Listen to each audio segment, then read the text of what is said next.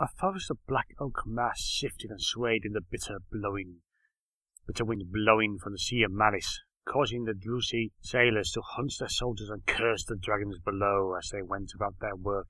Captains bellowed between the gusts and leather whips cracked. Slaves struggled under the weight of crates, baskets, and canvas sacks, struggling up the shifting gangplanks to unload their burdens in the black holds of the sleek hulled raiding ships. The docks at Connaught, city of ships, bustled like a ant hive as the corsairs of Nagarth made ready for sea.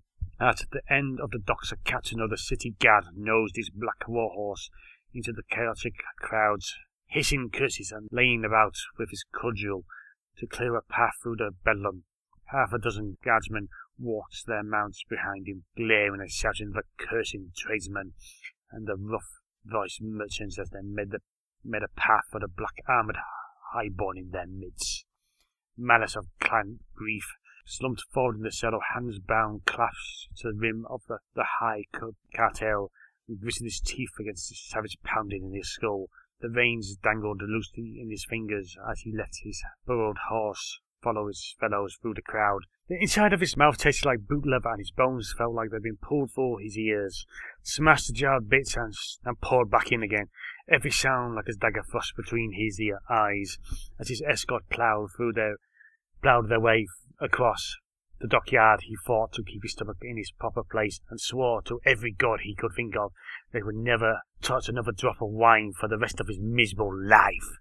His escort shouldered its way across the Trader's Square and along to the granite quays, passing one rickish vessel after another. Each ship crawled with dark-robed sailors, working feverishly underneath the baleful gaze of their captain and his mates. Though the first day of spring was still a week away, it was a 2-week journey to the Slaver's Straits in the north, and the Corsairs' captains planned to be there the moment the narrow passages were free of ice and open to the ocean beyond. The first ships out there would be the first ships to reach the rich coasts of the old world, and to them would go the choicest spoils. A Drusi slave raider had barely 5 months out of each year to make his fortune, and the competition for flesh and plunder was merciless and often lethal. Down the long lines of ships they went, until Malus began to wonder if the guard captain meant to drive his escort off the stone pier and into the icy waves. Finally, near the end of the quarry, the captain gave a satisfied grunt, reined in beside the gangplank of a black-hulled raider that rolled and creaked uneasily against the mooring rope. Unlike the other ships at the dock, there were no lines of slaves labouring up to his deck.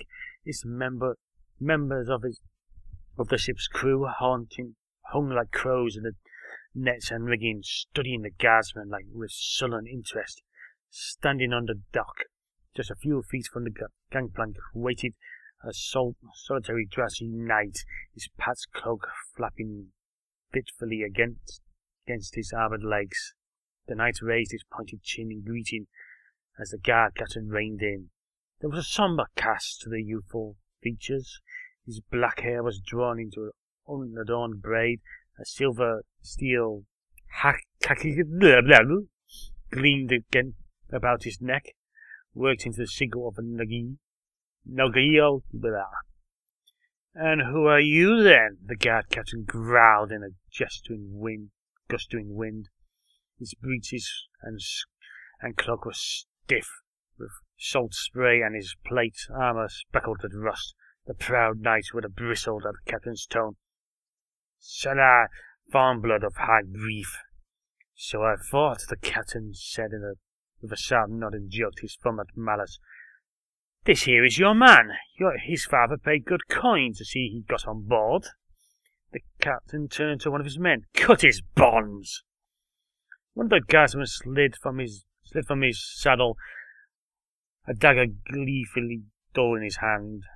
Malus held out his bound wrist with baleful glare, but the guardsman paid the highborn no mind. The leather straps parted with his expert jerk of the knife, And then the strong hand pulled firmly from the saddle. The highborn managed barely to keep a step ahead of the sharp flare of pain his thigh brought against his knees.